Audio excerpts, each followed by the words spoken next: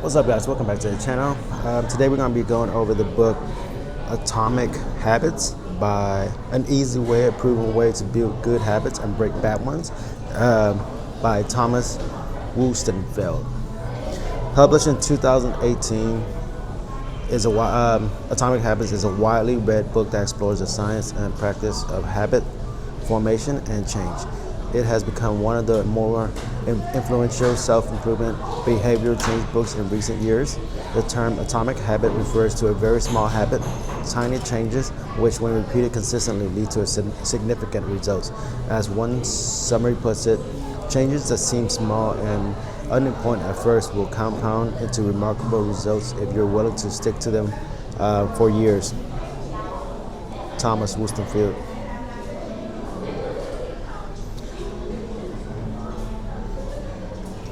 Clear's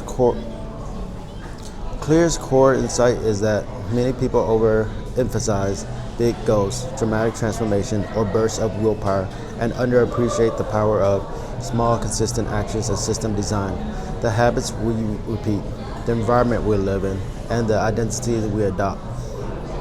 If you're looking to make lasting changes, whether in productivity, health, relationships, or personal development, this book tries to equip you with a framework rather than just motivation.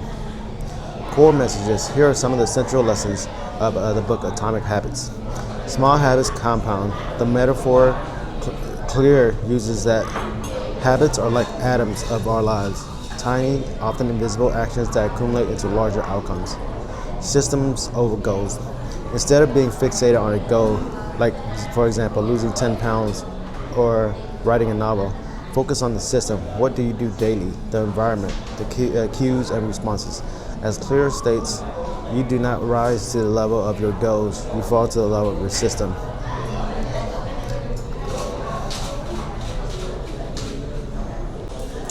I want to make a correction. The author of the book is James Clear,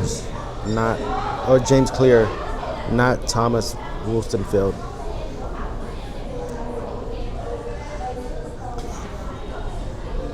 Let's continue with the core messages. Identity-based habits. A powerful shift is from what do I want to achieve to who do I want to become. Your habits reinforce your identity, and your identity reinforces your habits. The 4 laws of behavioral change. Clear presents a simple framework for building good habits and breaking bad ones. Make it obvious, make it attractive, make it easy, make it satisfying. And the inversions of those laws to break bad habits.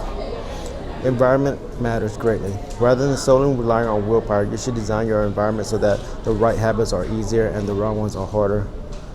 Patience and compounding. One of the biggest hurdles is that results don't come quickly. The so-called plateau of latent potential means you might not do the work, but you don't see visible results until later. That's when many give up. Recognizing that small habits will compound over time is key.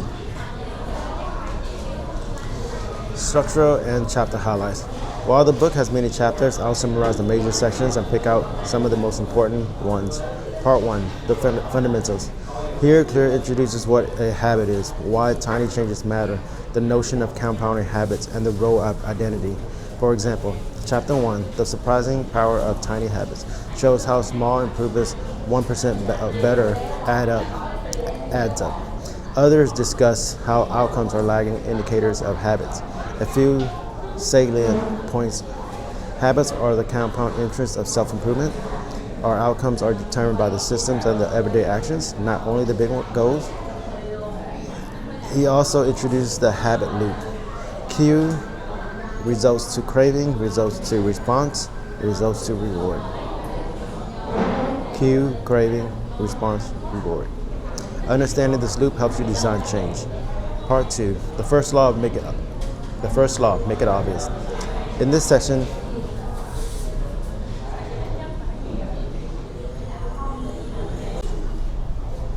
Part 2, the first law, make it obvious. In this section, Clear focuses on designing cues and making your desired habits obvious. Tactics include habit stacking, linking a new habit to an existing one, implementation, intentions, writing, when X happens, I would do Y, and awareness of your current habits, habit scorecard. These help you surface the cues that drive behaviors. Part 3, the second law, make it attractive.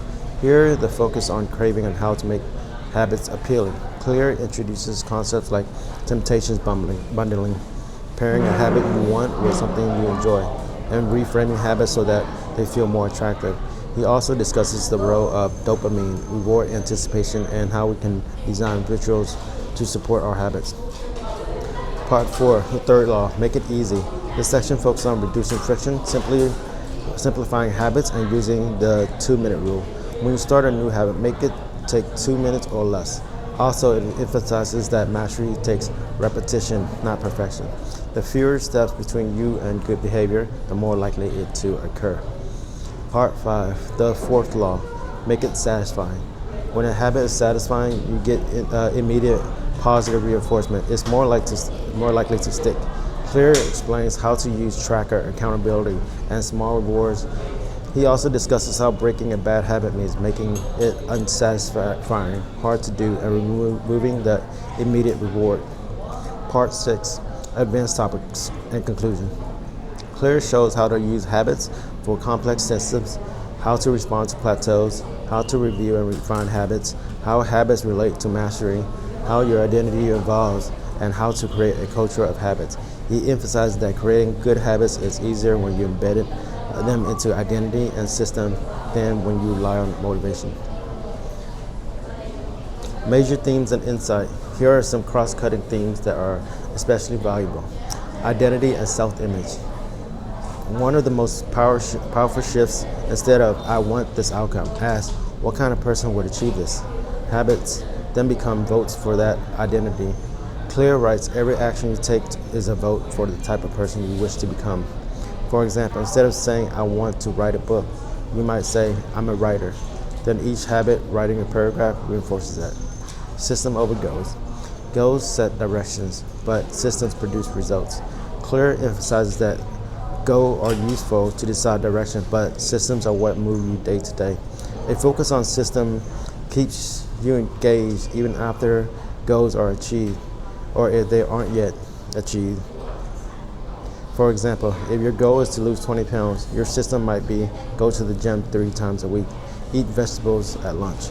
The goal is the outcome, the system is the process. Small changes, big results. The atomic idea. Tiny actions repeated create a big change. It lowers the barrier to starting. Clear points out that many people overestimate what can be done in 1 year and underestimate what can be done in 10 years of 1% improvement. Environment and habit design. We often rely on willpower and motivation, but Clear argues that willpower is unreliable and finite. Instead, design your environment so the right behaviors are easier and the wrong behaviors are harder. For example, place your book on your pillow. Clear your path to the gym. Remove distractions from your home. Breaking bad habits. Clear doesn't just focus on building good habits, he also gives strategy for breaking bad ones. Using the inversion of the 4 laws, make it invisible, unattractive, and difficult. Unsatisfying, recognizing the cue, craving, response, reward loops help you intervene at the cue and reward stage. The plateau of latent potential and patience. Often we want immediate results, but habits take time to yield visible rewards. Clear uses the term plateau of latent potential to describe the delay. The invisible work is done, then at some point, the payoff appears. Recognizing this helps maintain the motivational and persistent. Strength of the book. Here are the elements that I found especially valuable. Clarity and accessibility.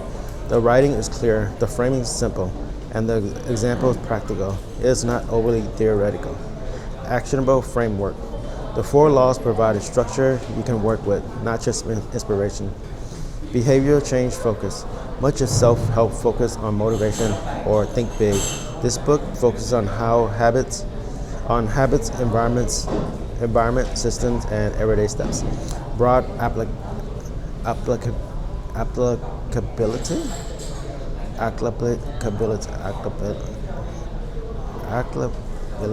Broad application.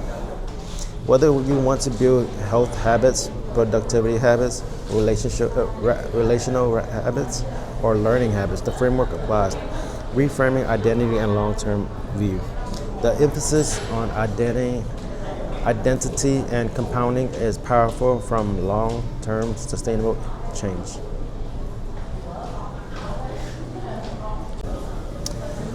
Limitations and critiques. No book is perfect, and there are caveats. Generalization, fits all risk. Some readers might find that real life is messier than the models, and habits may need more adaptation, especially when dealing with complex contexts, mental health issues, major life changes, structural barriers. Under emphasis on emotional, contextual complexity. While the environment and cue craving framework is helpful, some readers feel the book underplays deeper emotional, interpersonal, or systematic factors that influence behavior, trauma, social inequality, deep-root habits. Not a magic bullet. The simplicity is a strength, but also means that book doesn't go deep nuances, advanced psychology, or advanced behavioral change theory.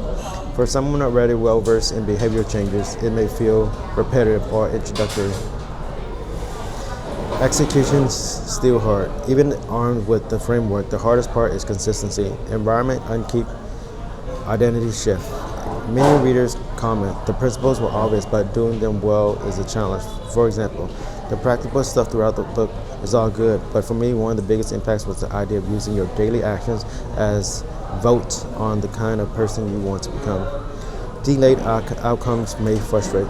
Because the book emphasizes long-term compounding, those wanting dramatic, immediate results may feel dissatisfied or impatient. Relevance today. Why does atomic habits still matter, and why you might consider it now? In a world of distractions, overloaded digital environments, high demands on attention and productivity, habits give a way to simplify, automate good behaviors, and reduce decision fatigue. Many of us are trying to change behavior, health-focused learning and relationships, and yet rely on motivation, which falls. Clear's focus on the environment and design is timely. With remote work, blended lives, and changing routines, especially post-COVID, designing habits and routines has become more critical than ever. The identity-based approach aligns well with the idea of living intentionally, not just achieving targets, but being the kind of person you want to be. It applies to not only to individuals, but and organizations, building culture, design systems, making the right cues visible, reducing friction.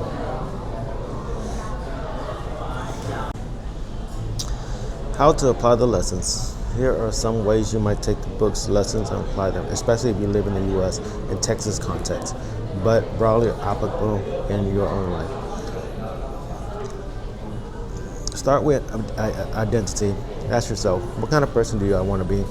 Then ask, what habits would a person like that have? For example, if you want to be a reader, ask, what would a reader do? And then build a tiny habit of reading one page each night. Track your current habits.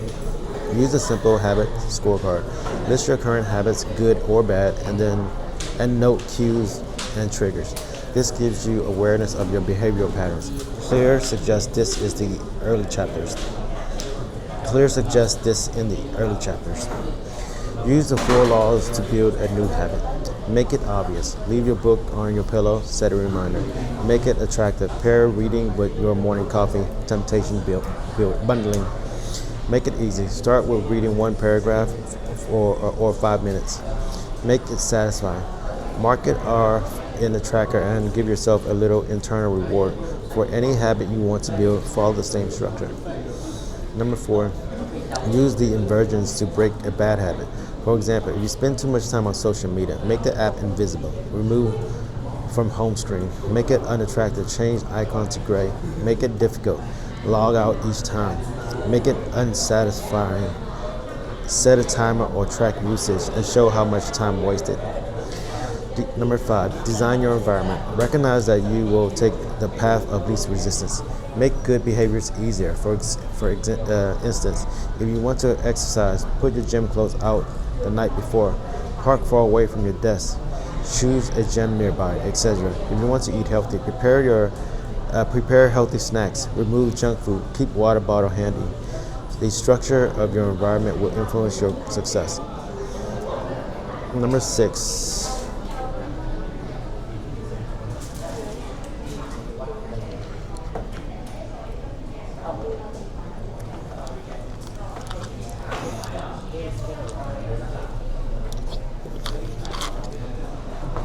Number 6, the 2-minute rule.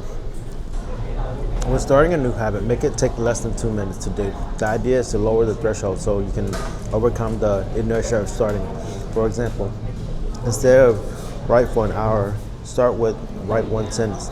That's far more likely to get started, and the key is consistency. Focus on systems, not just goals. Write down your goal, run a 5K in 6 months, but then map the system. 3. Example, 3 times a week I will run or walk for 20 minutes. Each day you follow the system, you're doing the work. Track your system matters. Tracking your system matters. Over time you'll improve. Patience and review.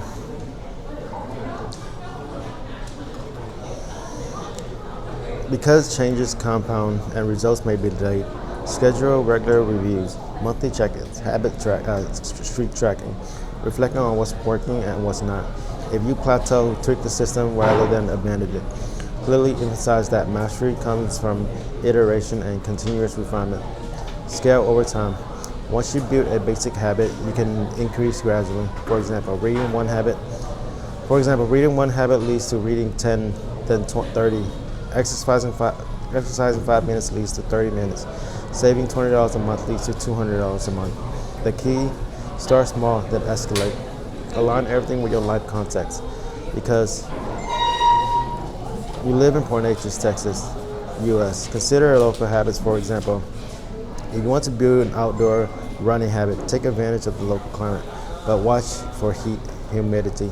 If you want to build financial habits, use atomic transfers into investments. The principles hold regardless of context, just personalized cues and systems.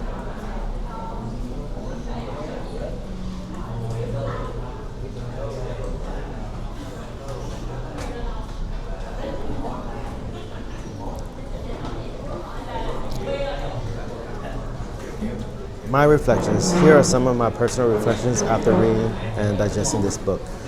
I appreciate how the book cuts through much of the noise in self-help. The big go mega transformation mindset is replaced with what can I do daily. That feels more sustainable. The identity shift was powerful for me. Rather than I need to get fit, I asked what would a healthy person do right now, and that changes how I behave. The environment design piece is something. The environment design piece is something I had underestimated. It's easy to rely on willpower, but changing your environment seems far more practical and less exhausting. On the flip side, I recognize that while the book gives a very good framework, doing the work is still hard. Starting is easier than continuing. Amplifying and sustaining habits in changing life circumstances, kids, job, change, stress, is where the challenge lies. The book mentions that, but doing it requires discipline and adaptation. Also, the compound and plateau idea is a humbling reminder that progress may not always be visible immediately. You might not feel improvement after 3 weeks, but in 3 months or 3 years, you'll see big gains. That patience is something I need to remind myself of. In context, I can see applying habit stacking. For example, after I finish dinner, I will review my finances for 5 minutes. Environment design. Leave gym shoes near car. Water bottle on desk. Identity shifts. I am someone who invests monthly. These small changes feel manageable and less intimidating than I overhaul everything tomorrow. Less intimidating than I'll overhaul everything tomorrow. Conclusion. Atomic Habits by James Clear offers a compelling and practical guide to habit formation and behavioral change. Its major strength lies in translating complex psychology into a clear, actionable framework. Tiny habits, identity, environment systems. It focuses on what you do day to day rather than only the end goal. Is refreshing and useful. If you apply the core lessons, build good habits, break bad ones, design your environment, and align with your desired identity, you'll be more likely to see sustained improvement in your life, whether you're focused on fitness, finance, productivity, or relationships. These principles can form a backbone for meaningful change. That said, it's not a silver bullet. Real life constraints, consistency issues, life disruptions, and deeper emotional or structural factors mean you'll need to adapt and persist. But the book gives you solid tools and a mindset that make the journey more achievable.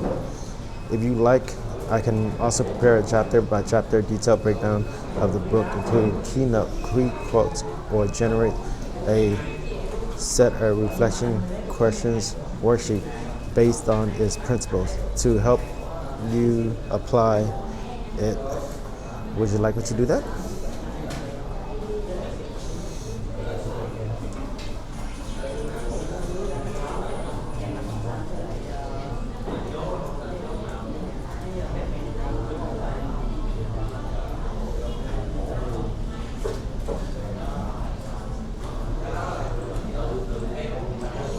So this was a book review for the book Atomic Habits, an easy and a proven way to build good habits and break bad ones by James Clear. So it's a great book, and I highly recommend that you get yourself a copy, or maybe an audio book or something, some version of that, and listen to it, read it, and try to apply that into your life to see if you can better your life through the lessons from this book. Thank you for listening. Again, my name is Sang. Thank you and take care.